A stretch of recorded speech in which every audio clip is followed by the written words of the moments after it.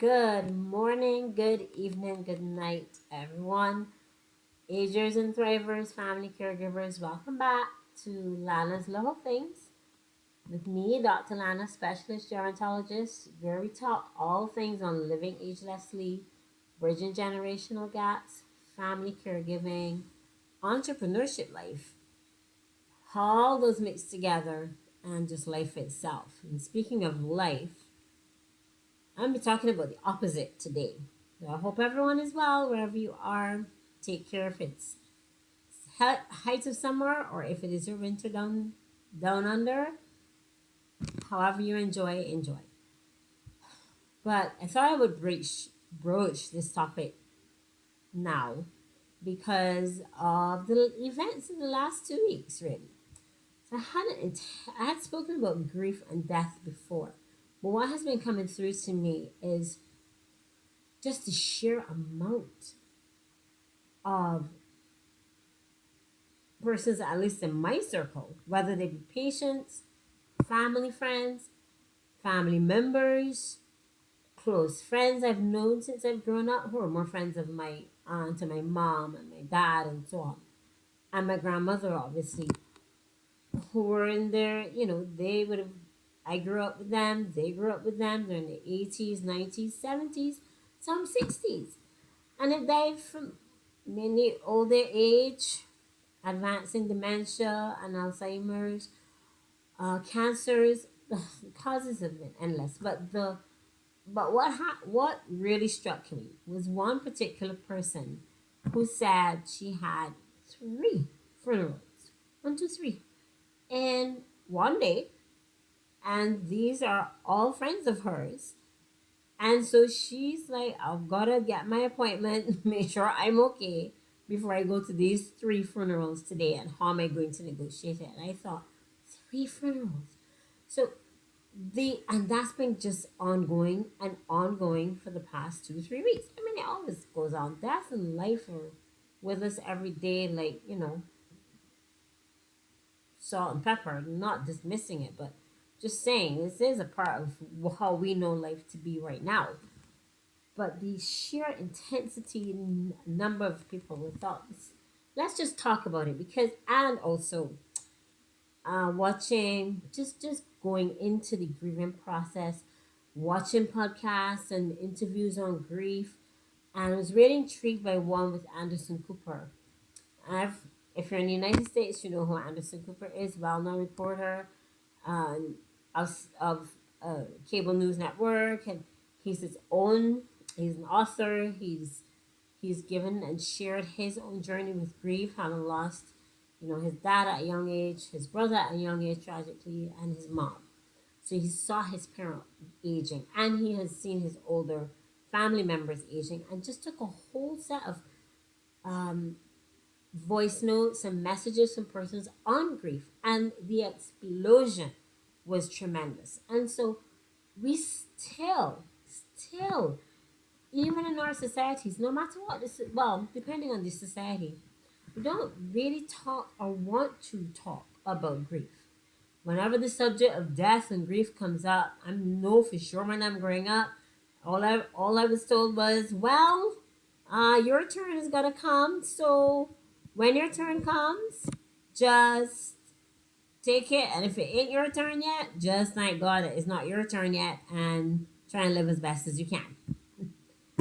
But think of it, for older persons, as a gerontologist, this really struck my heart because I'm thinking, and even with my cat, because I lost two cats of my three, only the one now Phoenix is left.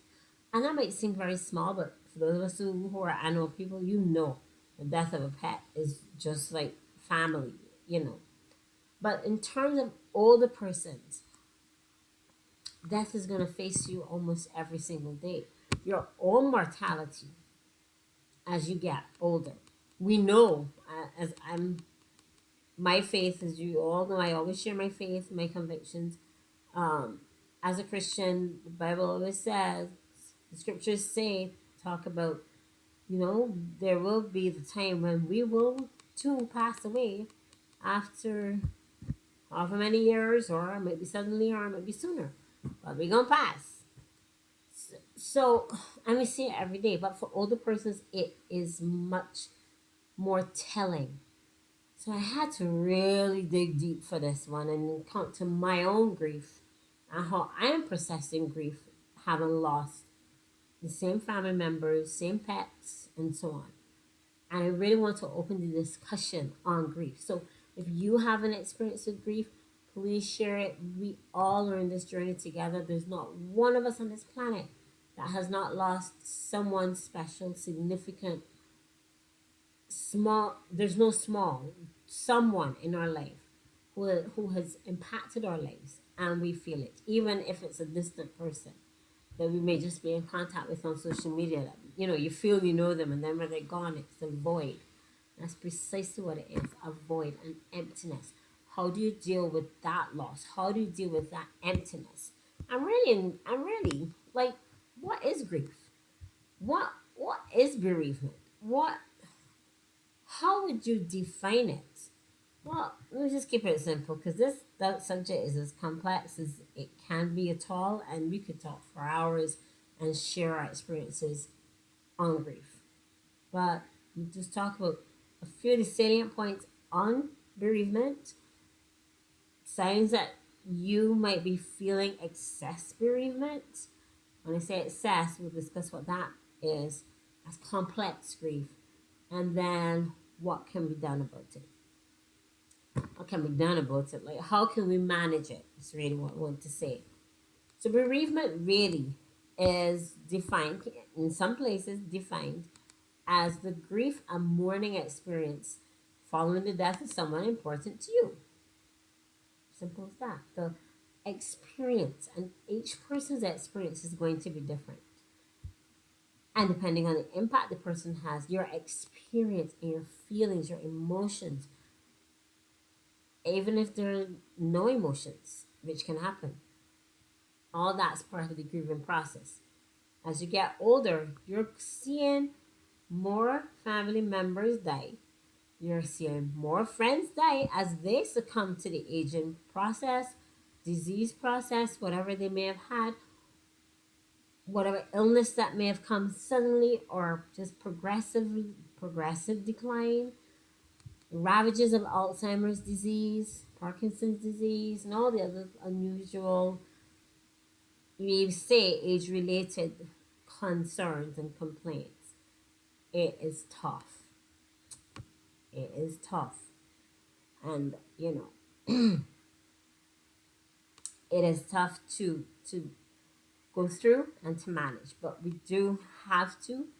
We all know the expression. We have to feel it in order to deal with it, in order to heal it. And we're all at some place in that period.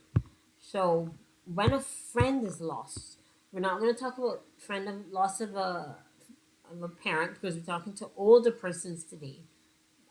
My conversations with older persons, and losing your friends, losing the people that were in the soundtrack to your life, as you see them passing, as you see yourself changing in the mirror, in how you feel, in the things you can do that you can't do now, as ageless as you are. You look in the mirror, you get up in mornings, time has passed, and passage of time brings changes with time. So the death of spouse, child, parent, that's a different sort of grief. But we're just talking about friends. Those are who are in your sphere, because it's bringing you closer to your own mortality. And truly, how many of us are really prepared to face our own end time? I don't really sit down and think about that one. And I'll feel that one for myself. Am I prepared for my own end time? Do I really want my own end time? I still don't even know if I know the answer to that one.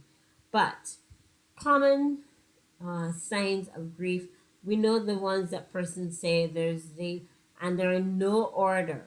So it's whether it's a long or short illness, it's shock, it's disbelief, then it can be anger, guilt, and it can be well, disbelief and denial go together. And then sometimes it can be with the guilt can be shame, and then acceptance. Five. But do they really come in that tidy order though? No, they don't. So the times when you might find yourself just angry at someone who passed because they didn't take care of themselves, or they declined with very little help, they will not accept help, or they were too far away and you felt as though you could have done something more, but they wouldn't let you. You may also feel survivor's guilt, like why am I still alive and they're gone? What do I need? And then fear because when is it going to be my turn? I do remember one of my aunt's former co-workers who's passed now. And we have a thing in Barbados, in the Caribbean in general, where older retired persons, depending on where they are, they go to the beach to mingle with all the fellow retirees and talk about life and talk about the children and talk about the society and how better things were. You know the thing. But he stopped going because he said to her, I stopped because every time I went, there's one person less. Every month, almost once, at least once a month, and sometimes maybe twice a month. I go, I ask for whoever was here, and I heard they're gone. She said, before I become the next one, I'm no longer going to the beach so that they don't call about me. It was funny at the time, but it really does bring to a bear what we're saying. We're faced with our own mortality. And grieving a loss is not simple. It's going to differ in every society. It's going to differ in the way we were raised about death and life and grief, and if we're allowed to talk or not. That's an important thing. So, what can we do? Recognize. Let's start first. It always starts with awareness. Awareness of how do I actually feel about this, and that might come after the funeral. That might come after the initial news.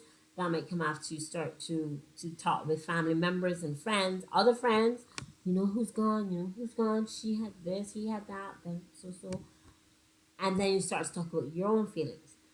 But what I what is encouraged is to go inward as deep and as hard as that might be in your feelings.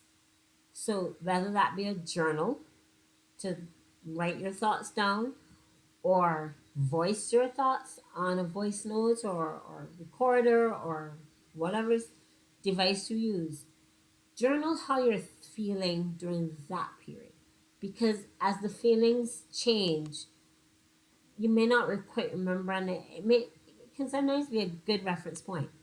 So go back into how your feelings were at the time, how you were feeling. Think of your own challenges. Do I need to make better choices in my diet? Do I need to make different choices in my exercise?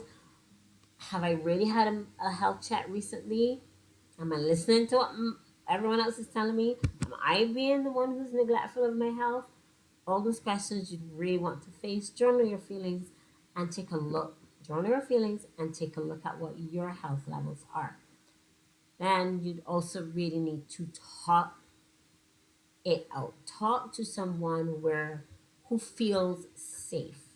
And they say safe, well, you know your friends, you know those who are close to you.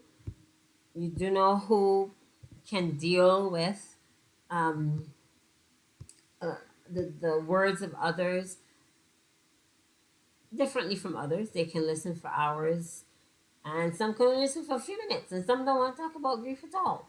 So don't force anyone else. This is your journey through grief. Don't force anyone else to go through that journey. But if you know you have a trusted friend, really do hope you do, just talk to them. Friends always want to help.